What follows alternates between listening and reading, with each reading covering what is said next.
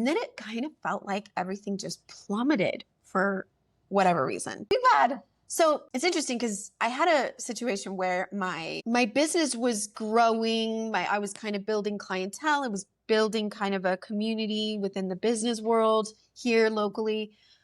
Had my podcast coming out and it was growing steadily with listeners and things like that. It was like, oh, okay, so things are starting to move in a good direction. And then it kind of felt like everything just plummeted for whatever reason. And there is no direct influence in that. I couldn't find anything that was like someone was going around being like, don't hire Courtney.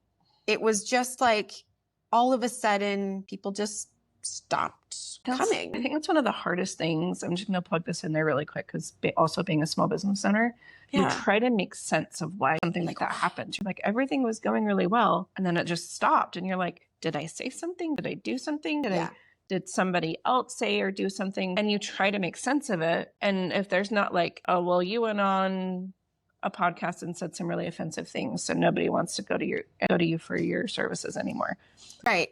Well, then that makes sense. That Yeah. cancel culture that we're in right now. But if nothing like that stands out, then you're just like, well, what happened? It just felt like everything went bleh. And I started to spiral a little bit like you do. Business owners, you guys all know, we go through these moments where you're just like, this isn't working. I think I'm done. I think maybe I picked the wrong thing to do. Maybe I wasn't meant to do this. Maybe I'm not as good as I thought I was. Did you go through a phase? Should I just go get a job? Should I just go get a regular jould Did you go through a phase where you looked through the want ads? And yeah. You're like, oh yeah. I'm like on Indeed and I'm like, what, who would even hire me? well, and is it worth it to Do you have a position for local witch? Because that's what I've been doing for the last few years. And I don't know what else I'm qualified for.